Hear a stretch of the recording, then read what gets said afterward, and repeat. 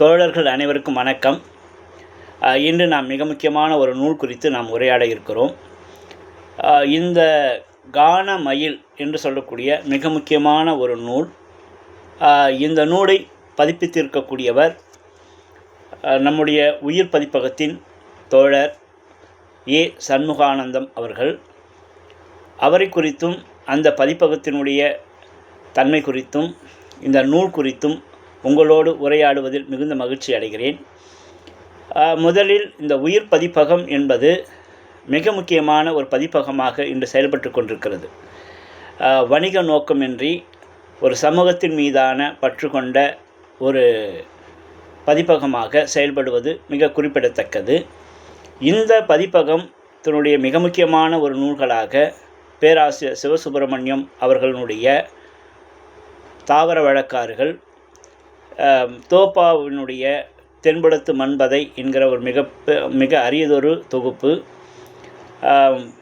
எழுத்தாளர் முத்துநாகுவினுடைய சுளுந்தி இப்பொழுது பதிப்பாக வந்திருக்கிறது. நெய்தல் கைமணம் என்கிற ஒரு கடற்கரை ஓரம் சார்ந்து இருக்கக்கூடிய மீனவர்களுடைய உணவு பண்பாட்டை குறித்து மிக ஆழமான ஒரு விரிவான பதிவை கொண்டிருக்கக்கூடிய நூல். இப்படி பல நூல்களை இந்த உயிர் பதிப்பகம் தொடர்ச்சியாக பதிப்பித்து கொண்டு வந்திருக்கிறது, வெளியிட்டு கொண்டு வந்திருக்கிறது.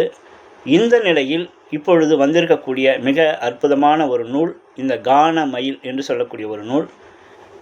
இந்த நூலில் பேராசிரியர் தா முருகவேல், அருண் நெடுஞ்செழியன், கா சுபகுணம், ஏ சண்முகானந்தம் தோழர் இவர்கள் எல்லோரும் ஆளுக்கொரு கட்டுரைகளை இயற்றி, பேராசிரியர் முருகவேலும் சுபகுணம் அவர்களும் 2 கட்டுரைகளையாக எழுதி மிக அற்புதமாக இந்த நூலை வெளியிட்டிருக்கிறார்கள். இந்த நூலினுடைய சிறப்பு என்னவென்றால், நமக்கெல்லாம் ஒரு பறவைகள் குறித்தோ, ஒரு விலங்குகள் குறித்தோ, ஒரு பூச்சிகள் குறித்தோ மிக முக்கியமான ஒரு புரிதல் இருக்கிறதா என்றால் ஒரு கேள்விக்குறியாகத்தான் இருக்கிறது.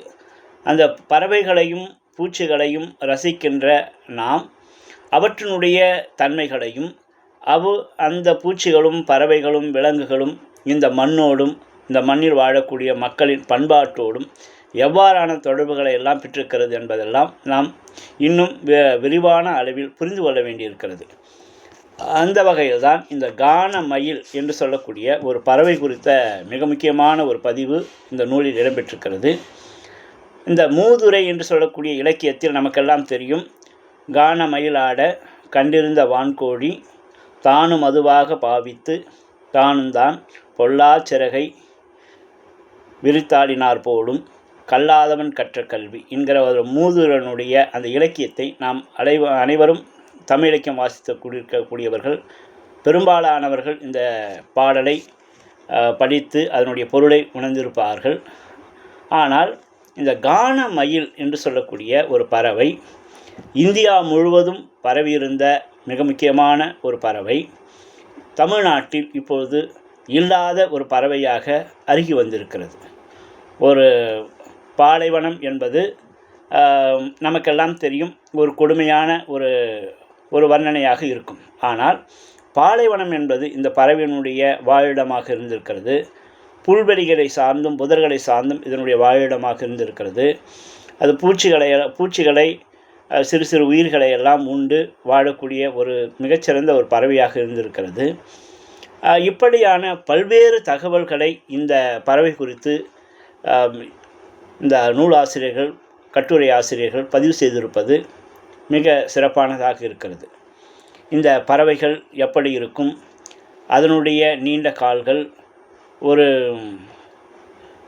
9 கிலோ அளவிற்கான ஒரு எடையை உடைய ஒரு பறவை, அது வலசை செல்லக்கூடிய தன்மை, அது இனப்பெருக்கத்தின் போது எப்படியான ஒரு தன்மை பெற்றிருக்கிறது, அது அந்த இனப்பெருக்க காலத்தில் அந்த ஆண் பறவையானது எப்படி அதை பாதுகாக்கிறது, இப்படியான ஒரு பல பரிமாணங்களில் அந்த கானமயில் குறித்த ஒரு விரிவான விளக்கத்தை இந்த நூல் நமக்கு தந்து இருக்கிறது.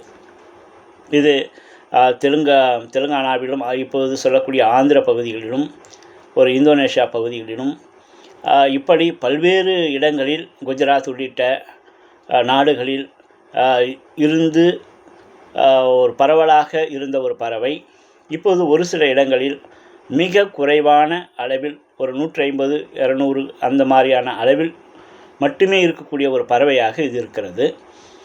இதில் மிக முக்கியமாக சொல்ல வேண்டுமென்றால் இந்த பறவைகளை குறித்து அவர்கள் இந்த எழுத்தாளர்கள் எழுதும் பொழுது மிக ரசித்து எழுதியிருக்கிறார்கள்.